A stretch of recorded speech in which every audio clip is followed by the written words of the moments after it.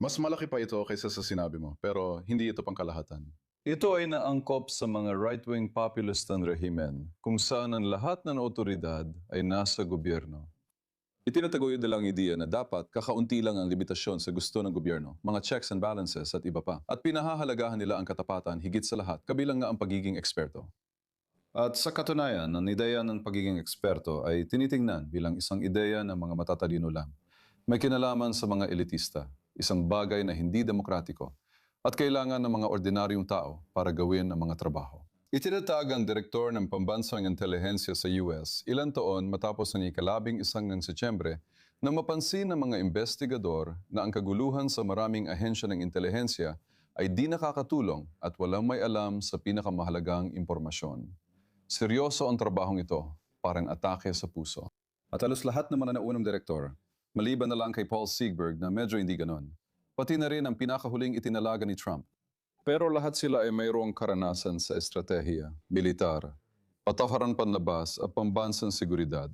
At may ideya na iginagalang na ito ay isang seryosong trabaho na dapat mapunta sa isang taong kayang gampanan ito ng maayos. Ano ang dapat isipin ng mga Amerikano sa pagtatalaga ni Trump ng 38 anyos na real estate na kilala bilang tapat na tagapag-organisa ng donasyon at tagapagpatakbo ng MAGA? Hindi mahalaga ang pagiging eksperto. At na hindi ganun kahalaga ang pambansang seguridad. Ang mahalaga lang ay ang katapatan kay Trump. At oo, nakikita natin ito kahit saan. Nakikita natin ito kahit saan. Sa Israel, hindi lang si Gopman na hindi rin dating Mossadnik. Nangyari na ito dati bilang isang tao na may controversial na issue sa pagiging karapat-dapat sa posisyon. Nakikita natin ulit ito ngayon. Ang State Comptroller ngayon ay inihalaw ng Knesset. Ang oposisyon ay nagbongkahi ng isang dating hukom ng Korte Suprema. Diyos ko, kwalipikado siya at konserbatibo pa. Isang konserbatibong hukom ng pangalan ay Elron. Iminungkahi ni Netanyahu ang kanyang abogado bilang State Controller na mag-iimbestiga sa gawin ng gobyerno niya.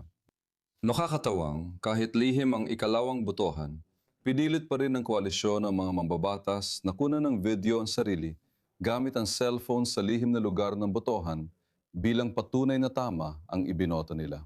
Na naging isang iskandalo na ngayon ay nagdudulot ng mga apela sa parehong Korte Suprema. O, kaya mo kami dinadala sa susunod na kwentong hihimayin natin para sa ating mga manonood. Salamat, Dan Perry, sa pagsama sa amin sa studio at pagbibigay ng kaalaman sa mga umuusbong na kwento sa rehiyon. Laging ko itong pinahahalagahan.